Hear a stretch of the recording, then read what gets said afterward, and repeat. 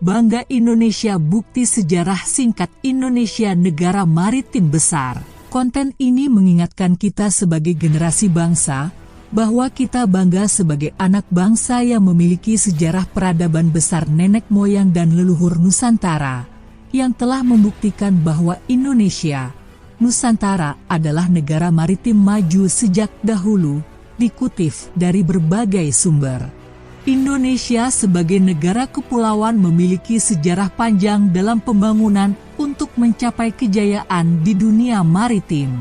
Dengan berbagai penggunaan kekuasaan dan diplomasi antar kerajaan yang ada di Indonesia pada zaman dahulu, sektor maritim dianggap diperlukan untuk masa depan suatu bangsa. Sejak lama Indonesia diidentikan dengan negara maritim. Kalimat prihatin yang mungkin menggambarkan bangsa ini seakan tidak lagi menampakkan sisa-sisa kebesarannya.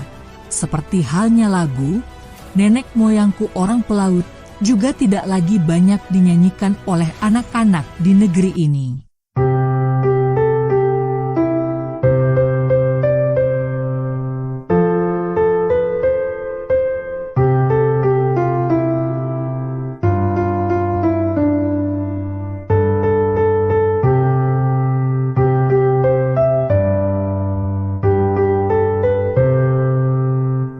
Wilayah negeri ini 2/3-nya berupa lautan.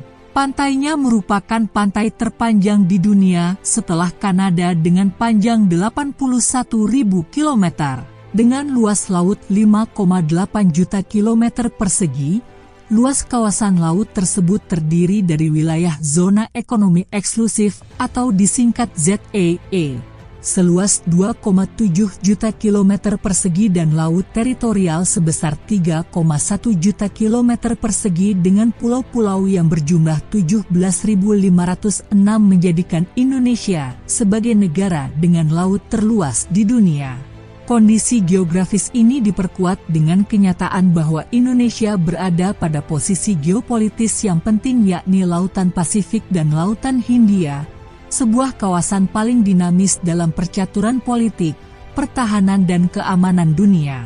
Alasan di atas sudah cukup menjadi dasar untuk menjadikan pembangunan kelautan sebagai arus utama, mainstream, pembangunan nasional. Industri di pesisir dan laut seperti pabrik minyak dan gas, transportasi, perikanan, dan pariwisata mewakili 25% dari pendapatan domestik bruto, PDB, negara dan 15% dari lapangan pekerjaan di Indonesia.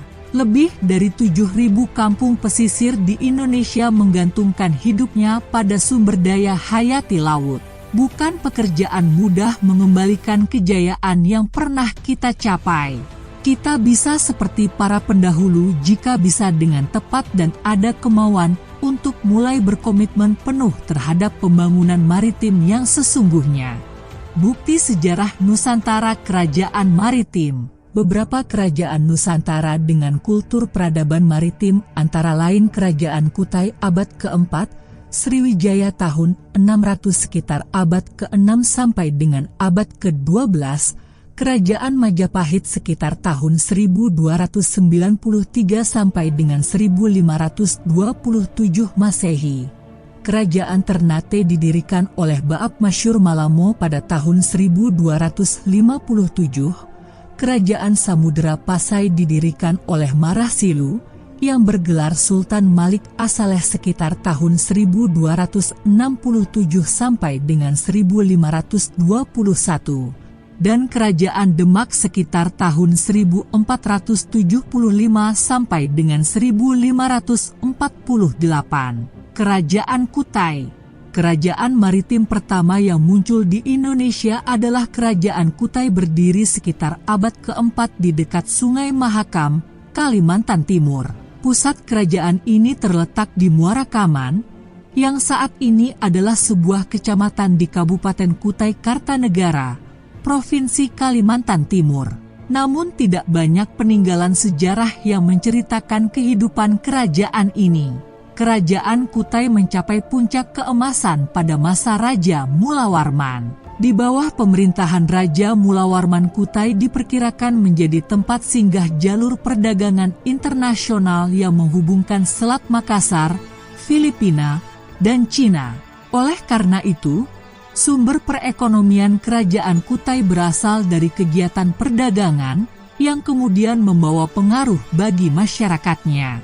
Kerajaan Sriwijaya. Kerajaan Sriwijaya pertama kali berdiri pada tahun 682 Masehi. Puncak kejayaan kerajaan Sriwijaya terjadi pada abad ke-9 dan 10 Masehi.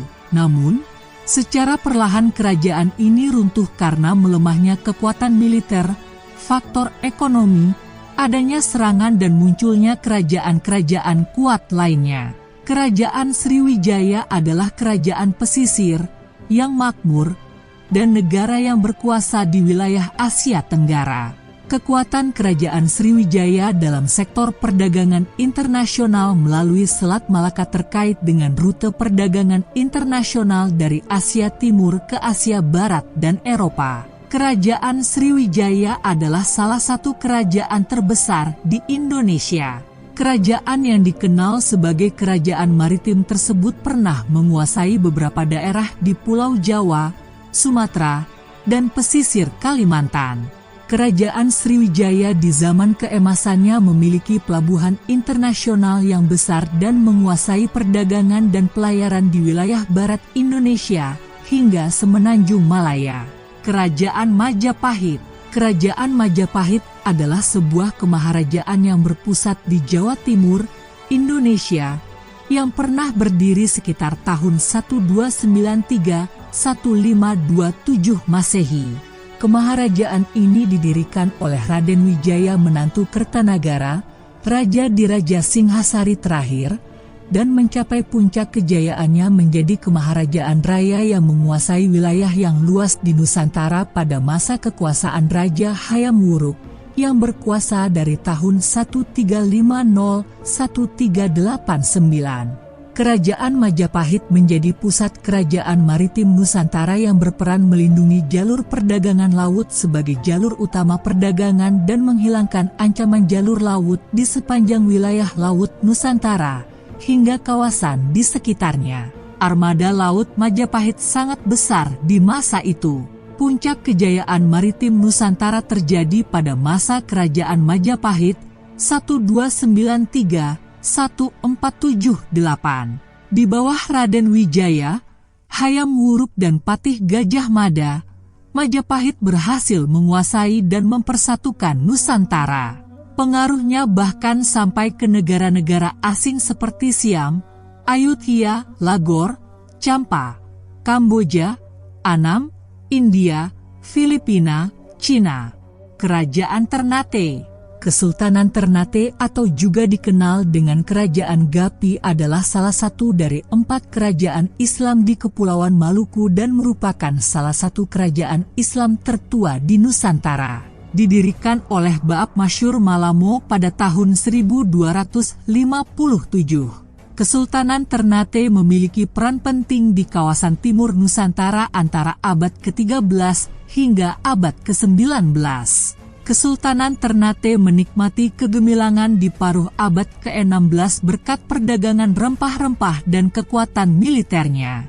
Pada masa jaya kekuasaannya membentang mencakup wilayah Maluku, Sulawesi bagian utara, timur dan tengah, bagian selatan Kepulauan Filipina, hingga sejauh Kepulauan Marshall di Pasifik. Kerajaan Ternate yang terdapat di wilayah Maluku Utara saat ini memiliki sumber daya rempah-rempah yang dikenal mancanegara hingga ke benua Eropa. Untuk mendukung aktivitas perdagangan rempah-rempahnya, Kerajaan Ternate membangun pelabuhan dan galangan kapal di beberapa pulau utamanya. Terdapat juga pelabuhan pendukung di beberapa pulau kecil yang bertujuan untuk membawa hasil bumi dari pulau-pulau kecil ini ke pelabuhan utama. Kerajaan Samudra Pasai.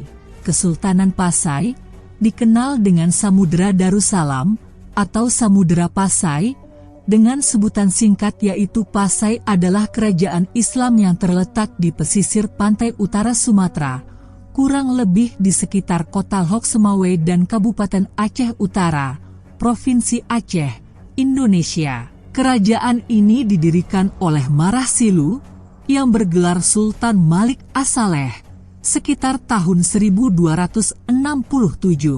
Kerajaan Samudra Pasai yang berada di ujung barat Nusantara memiliki peranan yang penting sebagai bandar pelabuhan kapal-kapal yang hendak menuju Nusantara ataupun sebaliknya. Kerajaan Demak.